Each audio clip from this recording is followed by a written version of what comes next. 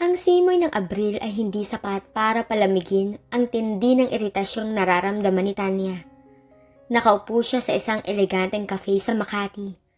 Kaharap ang kaibigang si Sarah, na namumula sa tuwa habang ipinapakita ang diamond engagement ring na isinuot ni Albert.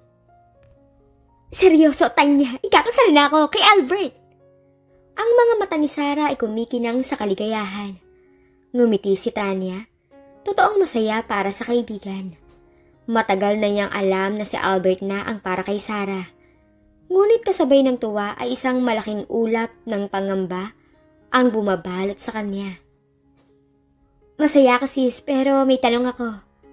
Tanong ni Tanya habang dahan-dahang humihigop ng kape. Sino ang best man? Napuno ng pagtataka ang mukha ni Sarah. Si Jiro, syempre. Matalik na kaibigan niyo ni Albert since college. Bakit? May problema ba? Doon nagsimulang umikot ang mundo ni Tanya. Si Jiro. Ang Jiro na kakilala niyang mayabang, pilyo at ang lalaking laging nagpapainit ng kanyang ulo. Sa tuwing nagkakasabay sila sa get-together. Ang lalaking laging may nakahandang sarcastic na komento tungkol sa kanyang pagiging masyadong seryoso at walang spontaneity. Wala Sarah, wala akong problema. Pagsisinungaling niya, habang mahigpit na hinahawakan ng tasa. Si Tanya ang maid of honor, si Jiro ang best man. Ito ay isang recipe para sa disaster, at ang kasal ni Sarah at Albert ang magiging setting ng digmaan nila. Ang unang official meeting para sa wedding preparations ay naganap sa condo ni Albert. Ang plano ay simple, mag-brainstorming at division of labor.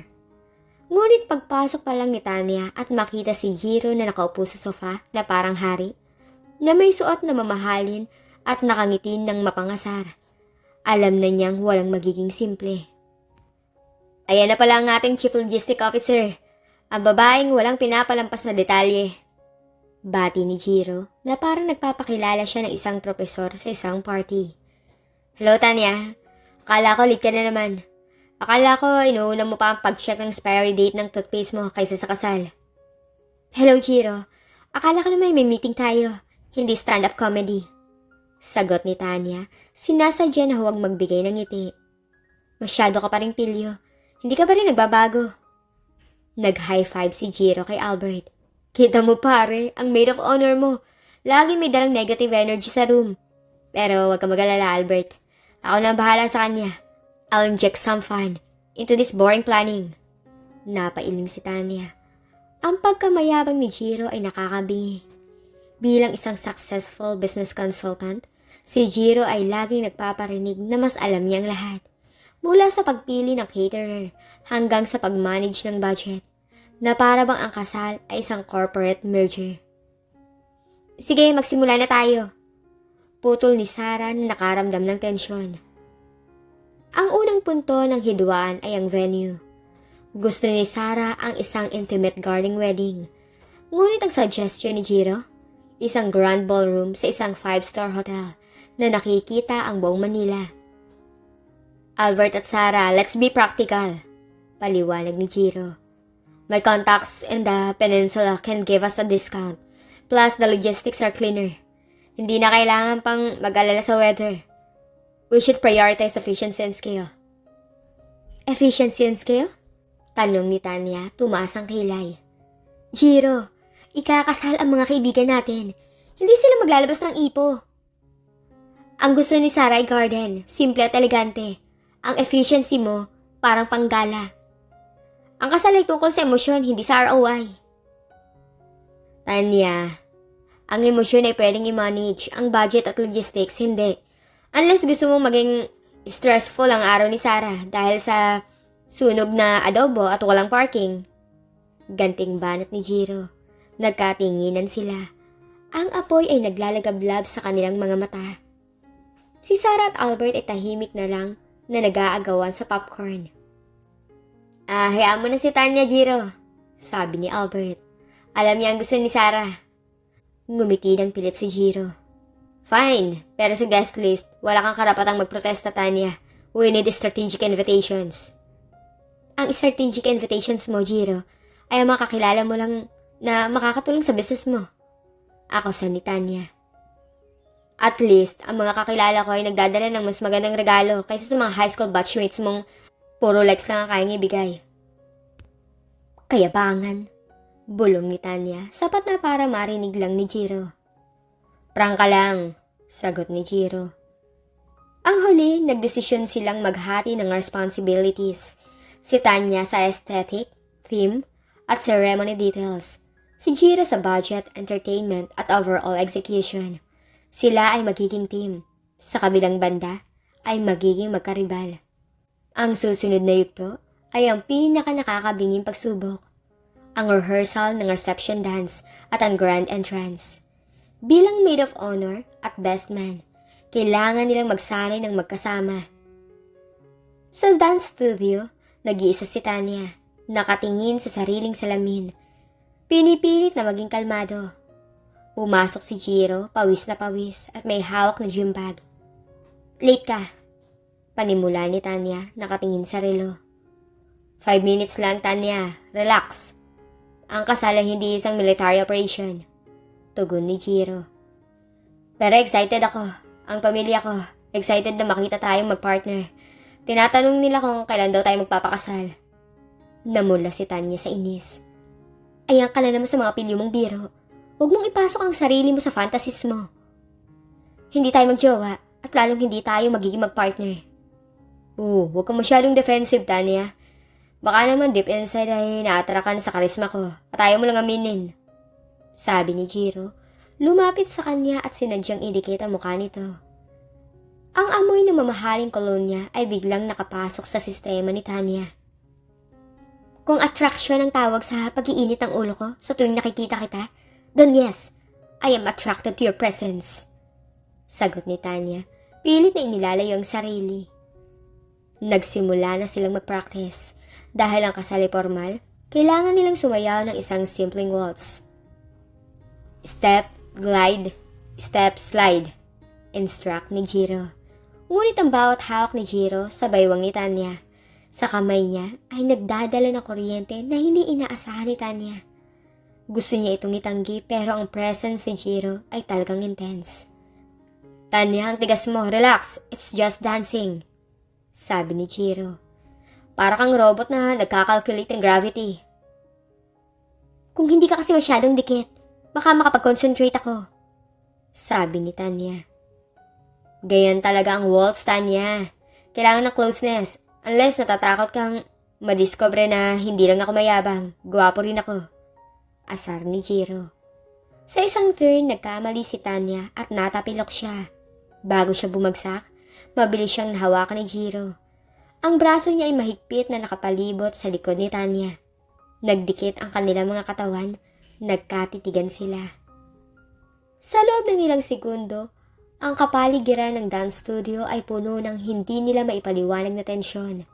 Nakita ni Tanya sa unang pagkakataon ang tindi ng seryosong tingin ni Jiro. Wala ang pilyong ngiti, tanging pag-aalala lang. Okay ka lang? Tanong ni Jiro ang boses ay bahagyang mababa. Oo, salamat. Sagot ni Tanya, mabilis na humiwalay. Kaya ko, hindi mo naisip na sisigaw ka ng Jiro, salamat, sa isang dance practice. Bumalik si Jiro sa pagiging pilyo at nakahinga si Tanya. Mas madaling tiisin ang kanyang kayabangan kaysa sa kanyang pagiging seryoso. Umuwi ka na, Jiro. Natapos na natin ang major steps. Alam ko na ang gagawin ko. Sabi ni Tanya, tumalikod. Parang gusto mo akong i-disregard, Tanya. Pero huwag ka mag-alala, magkasama pa rin tayo hanggang sa dulo ng aisle. Habang papalapit ang kasal, dumarami ang kailangang ayusin. Si Tanya ay halos hindi na natutulog. Tinitiyak na perpekto ang lahat para kay Sarah. Si Jiro naman ay abala sa kanyang trabaho. Ngunit may kakaibang dedikasyon sa pag-supervise ng budget. Isang linggo bago ang kasal, nagkaroon ng malaking problema. Ang caterer na in-endorse ni Albert at pinagalitan ni Jiro dahil sa hindi nito elite level ay biglang nag-back out dahil sa emergency. Nasa opisina si Tanya nang tumawag si Sarah, umiiyak. Tanya, wala tayong food. Sabi ni Albert siya nang bahala pero hindi pala committed. Huwag ka mag-alala, Sarah. Hanap tayo ng paraan. Sagot ni Tanya. Kahit na alam niyang halos imposible na makahanap ng high-end caterer sa ganong kaikling oras. Nagkita sila ni Jiro sa venue sa isa ng magandang garden resort. Si Jiro ay may hawak na 2 phone. Mukhang galit na galit. Kita mo na, Tanya. I told you. Dapat hindi tayo nagtitipid sa importanteng aspeto. Now, we have 0 food inventory. Galit na sabi ni Jiro. Wala mo nang sisihan, Jiro. Kailangan natin kumilos. Hindi to ang oras para sa I told you so mo. Sige, i-list down mo ang lahat ng kailangan. Ako na ang bahala sa contacts. May kilala akong chef, pero nasa Palawan siya. Kailangan natin siyang i-convince na lumipad agad. Nagtrabaho sila ng magdamag. Si Tanya ang nagayos ng menu. Tinitiyak na ang detalye ni Sarah ay nandun pa rin. Si Jiro ang nagmamadali sa pagtawag, gamit ang lahat ng kanyang koneksyon at pera para isalba ang araw. Bandang 3:00 ng umaga, tahimik silang nakaupo sa isang sulok ng venue. Nakatingin sa mga nakakalat na papel. Napakalaki ng pressure, ngunit sa kauna-unahang pagkakataon, nakita ni Tanya na hindi na sila nag-aaway. Nagtutulungan sila. Alam mo, Jiro, sabi ni Tanya habang umiinom ng malamig na kape. Sa lahat ng kayabangan mo, may dedication ka. Napangiti si Jiro. Ngunit hindi ang kanyang pangasar ng ngiti. Siyempre, si Albert ang kapatid ko. I would move mountains for him. At alam kong gano'n ka rin kay Sarah. Oo naman, sagot ni Tanya. Pero seryoso, Tanya, sabi ni Jiro. Lumingon sa kanya, ang ilaw ng buwan ay nagbibigay ng kakaibang liwanag sa mukha niya. Bakit mo ba ako kinaiinisan? Biglang naging seryoso ang paligid. Hindi kita kinaiinisan, Jiro. Pinupuno ko lang yung mga tendency na gawing performance ang buhay mo. Na para bang ang lahat ay kailangang iikot sa kung gaano ka successful at kung gaano karami ang pera mo. Ang kasal na to ay tungkol sa pagmamahalan, pero ikaw, lagi ang business ang nasa isip mo. Paliwanag ni Tanya ng mariin. Tumingin si Jiro sa malayo. Minsan kasi, Tanya, mas madaling maging the arrogant guy kaysa maging the complicated guy. Ang pagiging mayabang ay simple, walang kailangang ipaliwanag. Nagulat si Tanya. Ito ang unang beses na nagpakita ng vulnerability si Jiro. Bakit? Complicated ba ang buhay mo? Tanong ni Tanya. Lahat naman tayo, diba? Pero napansin ko, ikaw lang ang babaeng hindi nagpapalibre sa akin. Ikaw lang yung hindi na-impress sa akin. Ang gusto ko lang sa tuwing nagkikita tayo, patunayan na may mali sa perfect equation mo. Dahil masyado kang perpekto sa pagiging maid of honor. Practical, organized, walang emosyong gulo. Hindi ako walang emosyon, Jiro. Ayoko lang ng unnecessary drama. Depensa ni Tanya. Ay, hindi naman drama ang tawag doon, Tanya. Ang tawag doon ay buhay. Kaya nga ako pilyo kasi ayokong seryosohin ng lahat. Masyadong masakit. Bulong ni Jiro.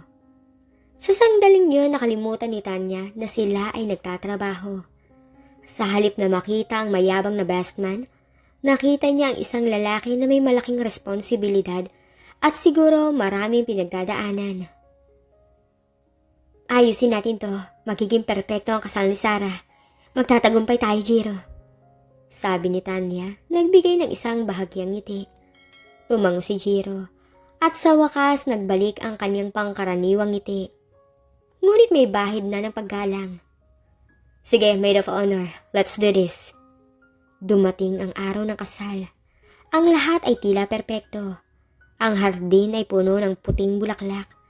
Ang sikat ng araw ay tama. At si Sarah, naglalabas ng ningning sa kanyang damit kasal. Ngunit ang tensyon sa pagitan nila Tanya at Jiro ay mas matindi pa sa init ng araw. Ngayon, hindi na ito galit.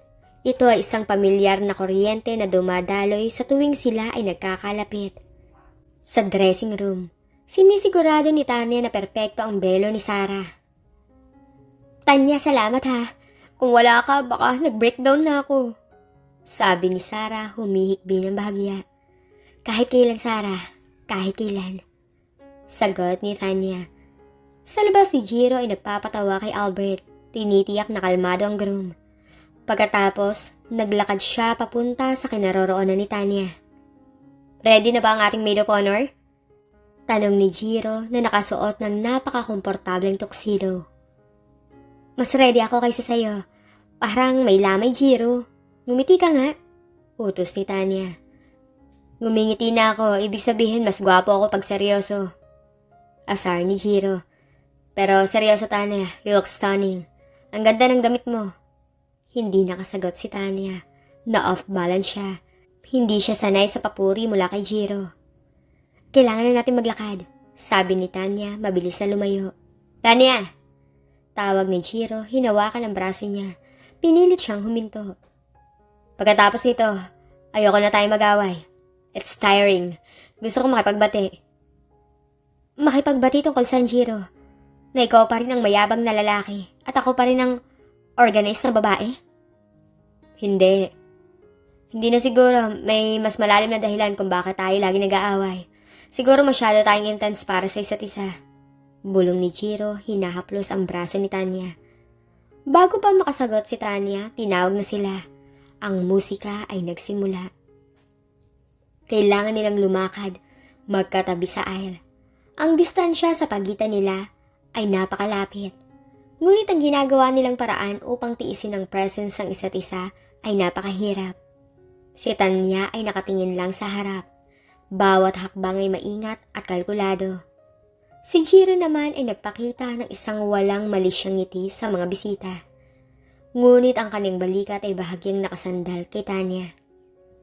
Nang makarating sila sa altar, tumayo sila, magkatabi, at nakita nila si Sarah at Albert na nagpapalitan ng vows. Ang bawat salita ng pagmamahalan, pagtitiwala at pangako ay tumatagos sa puso ni Tanya. Sa isang sandali, nagtama ang tingin nila ni Jiro. Walang salita, ngunit parang sinasabi ng kanilang mga mata. Tingnan mo kung anong meron sila at tayo. Tayo, lagi nag-aaway. Nang magkasing-sin na, pumalakpak ang lahat ng malakas. Nag-high five si Jiro kay Albert at niyakap ni Tanya si Sarah. Ang lahat ay masaya. Ang kanilang misyon ay natapos na. Ang reception ay naging isang malaking tagumpay. Salamat sa pinagsamang pagsisikap ni Tanya at Jiro. Ang venue ay elegante, ang pagkain ay masarap, at ang lahat ay masaya. Si Tanya na may hawak na isang baso ng wine ay nagpapahinga sa gilid ng dance floor. Lumapit si Jiro sa kanya. Ang ganda ng gabi, di ba? Wala tayong pinag-awayan para sa huling 3 oras. Sabi ni Jiro, may mapang-akit na ngiti. Huwag ka mag-alala, Jiro. Sigurado ako makakahanap ka ng dahilan para makipag-away muli. Maybe tungkol sa kung sino ang mas malakas uminom ng wine. Sagot ni Tanya. Wala akong balak makipag-away. Tumingin si Jiro diretso sa mata ni Tanya. Ang pilyo niyang tingin ay nawala na. Gusto ko lang magpasalamat. Kung hindi dahil sa iyong meticulous planning, at ang iyong pagiging Chief Logistics Officer, hindi sana naging perpekto to para kay Sarah. Kung wala ang pera mo, koneksyon at sobrang kayabangan, hindi rin to magiging ganito ka-grand. Tugon ni Tanya, ngunit may ngiti na sa kanyang labi. So ngayon, pwede na tayo mag-umpisa ng truce? Tanong ni Jiro. Isang truce ng sino? Ang mas mayabang at sino ang mas seryoso? Hindi. Kung saan tatanggapin na natin na ang bawat isa sa atin ay mayroong intensity at ito ay nag-overlap. Biglang tumugtog ang isang mabagal na kanta. Maraming magpartner ang nagsimulang sumayaw. Maid of Honor, pwede ba kita isayaw? Tanong ni Jiro, inabot ang kanyang kamay. Nag-alinlangan si Tanya. Ang buong gabi, sinisikap niyang iwasan ang emosyonal na crisis na mangyayari kapag nagkasama sila sa gitna ng dance floor. Siya, sige. Sagot niya at inilagay ang kamay sa kamay niya. Sa sandaling nagkasama sila sa dance floor, naramdaman ni Tanya ang init ng kamay ni Jiro sa kanyang baywang. Ang paggalaw nila ay mas madali ngayon kaysa sa rehearsal. Hindi na sila nag-aaway. Ang kanilang paglalapit ay tila natural at komportable. Jiro, tawag ni Tanya ng mahina. Sa lahat ng oras na nag-aaway tayo, bakit hindi mo ako binitawan? Maaari mo namang sabihin kay Albert na palitan na lang ako. Tanong ni Tanya. Huminga ng malalim si Jiro. Kasi mas gusto kong kasama ka, Tanya. Kahit na nakakainis ka at masyadong seryoso ka. Mas gusto ko ang presensya mo. Ikaw ang nag-isang babae na nagpaparamdam sa akin na kailangan ko maging totoo. At hindi lang magaling. You challenge me. And I like that challenge. At ikaw naman, pabulong ni Tanya. Ikaw ang nag-iisang lalaki na masyadong mayabang para tingnan ko lang. Pero sa loob ng kayabangan mo, nakikita ko ang dedikasyon at pagiging seryoso mo. Ang kanilang mga mata ay nagtagpo muli. At sa pagkakataong ito, walang pagkukunwari. Walang pilyong biro, walang sarcasm. Puno ito ng araw at matinding koneksyon. Dahan-dahang lumapit si Jiro at alam ni Tanya kung anong mangyayari. Ang bawat fiber ng kanyang pagkatawa ay sumisigaw ng huwag. Ito ang lalaking kinaiinisan mo. Ngunit ang kanyang puso ay nagsasabing, sige na Tanya, ito ang lalaking nagpaparamdam sa iyo ng lahat. Tanya, gusto kitang halikan. Bulong ni Jiro, ang hininga niya ay mainit sa tenga ni Tanya. Baka isa lang yan sa kapilihan mo, Jiro. Depensa ni Tanya, halos hindi na makahinga. Seryoso ako, Tanya. Mula sa araw na nag-away tayo tungkol sa catering, hanggang ngayon na magkasama tayo sa dance floor, I realize, hindi kita kinaiinisan. Gusto kita. Gusto ko ang intensity na meron tayo. At doon sa gitna ng selebrasyon ng pagmamahala ng kanilang mga kaibigan, nagkaroon ng sarili nilang climax. Hinalikan ni Jiro si Tanya. Hindi ito mabilis o pilyo. Puno ito ng matinding emosyon at ang kuryente ng ilang buwan na matinding pag-aaway. Para itong isang matagal na, nag-aalab na argumento na nagtapos sa isang matamis na pagsuko. Nang humiwalay sila, si Tanya ay nakatingin sa kanya. Nanginginig. Ito ba ang pagiging best man mo, Jiro? Ang agawin ng atensyon ng maid of honor? Tanong ni Tanya na may halong inis at kilig. Ngumiti si Jiro, ang kanyang pinaka-nakakabighaning ngiti. Hindi. Ito ang simula ng bago nating kabanata, Tanya. Hindi na tayo mag-aaway tungkol sa logistics ng kasal. Siguro mag-aaway na lang tayo tungkol sa kung aling restaurant ang masarap. Kung kanina tayong bahay matutulog. Ang kasal ni Sarah at Albert ay isang matagumpay na simula para sa kanila. Ngunit para kina Tanya at Jiro, ito ay ang tunay na simula. Ang kanilang relasyon ay hindi nagbago ng mabilis. Nanatili ang kanilang verbal sparring. Ngunit ang bawat pag-aaway ay may kasamang matinding pagnanasa. Nag-aaway sila tungkol sa politika, sa stock market, at kung sino ang mas magaling magmaneho, at nagtatapos to sa parehong intensity ng paghalik at pagkakaintindihan. Isang taon matapos ang kasal, nasa isang dinner date sila ni Jiro. Alam mo, Jiro, nakakagulat. Ni sa panaginip, hindi ko naisip na yung lalaking kinaiinisan ko, siya pang lalaki mamahalin ko. Sabi ni Tanya habang nakatingin sa kape niya. Kinaiinisan mo ko dahil pinipilit mong pigilan yung emosyon mo. Ang matinding pag-aaway, Tanya, isang form ng matinding atraksyon. Hindi mo lang matanggap na may isang lalaki na kasing intense mo, pero mas pilyo lang. Sabi ni Jiro, napangiti. Jiro, masyado ka pa ring mayabang. At ikaw naman, Tanya, masyado ka pa ring seryoso, kaya bagay na bagay tayo eh. Sagot ni Jiro. Inilabas ni Jiro ang isang maliit na box mula sa kanyang bulsa. Ito ay hindi kasing laki ng kay Albert, ngunit ito ay elegante at simple, tulad ng gusto ni Tanya. Tanya, hindi ko to ginagawang isang business proposition o isang publicity stunt. Seryoso to. Wala akong paki kung sino ang maid of honor at sino ang best man. Ang mahalaga, ikaw at ako. Sa buhay na to, ikaw lang ang babaeng hindi ko kailangang i-manage, kundi kailangan kong mahalin ng buo. Sabi ni Jiro, ang kanyang tingin ay seryoso at walang halong kayabangan. Tanya, pakakasalan mo ba ang lalaki nagpapainit ang iyong ulo, pero nagpapakalma lang yung puso? Will you marry me?